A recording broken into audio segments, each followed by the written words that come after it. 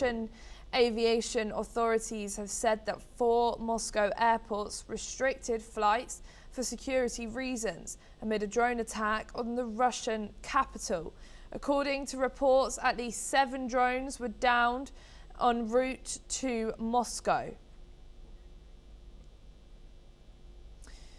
And next up, the US Supreme Court is set to hear arguments on the 1996 Helms-Burton Act, which allows US nationals to sue over property seized by Cuba's communist government. The cases involved ExxonMobil seeking compensation for oil assets confiscated in 1960 and a US company suing cruise lines that used Havana's port facilities, which were nationalized ports post-revolution. Title 3 of the law, which permits lawsuits against entities trafficking in confiscated property, was dormant until President Trump lifted its suspension in 2019, leading to a surge in lawsuits. The court will decide whether Cuban state-owned firms can claim foreign sovereign immunity as a defense. Legal experts note that while recovery has been slow, this case will shape the future of Helms-Burton claims. We are now being joined by Major General A.K. Sawant, who is a geostrategic expert joining us from New Delhi. Thank you so much for joining us here today on NewsX World. In the cases before the court, how do the interests of multinational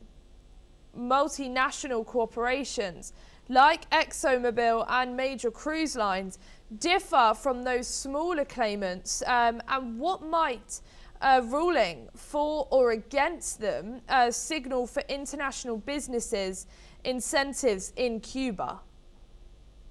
You know, as far as Cuba is concerned, it is quite a bit dependent on the oil which was coming from Venezuela.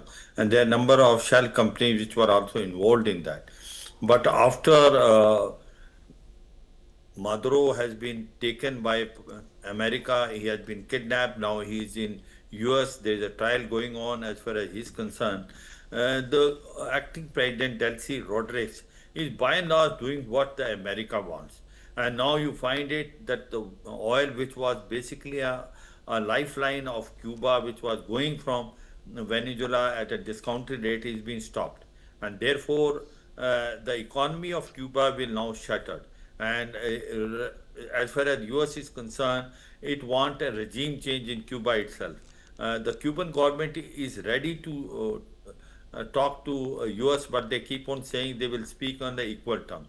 But all said and done, it looks like that the way the situations are fanning out, as on today, the oil will become a big problem in Cuba, because all these companies which you mentioned, they are also having a problem now, and the shell companies which were also operating will not able to operate.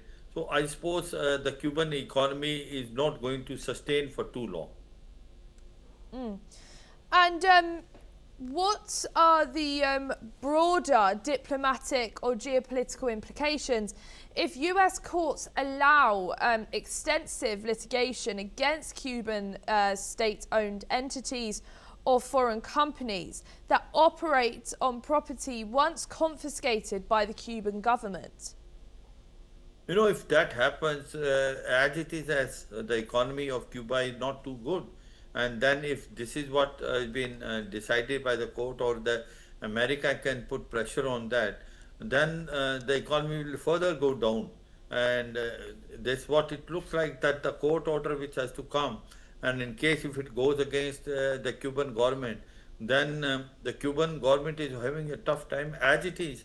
Their economy is in doldrum, the inflation is very high, unemployment is increasing, their main source of oil, which was Venezuela, has been also stopped. So overall, you find that from all the side, the Cuban government is now having a problem, and that's why the Americans are putting tremendous pressure. Trump is putting pressure, he's putting pressure from all sides, whether it is from oil, whether it is from the court, and number of orders which have been passed or judgments which have passed has gone against the Cuban government.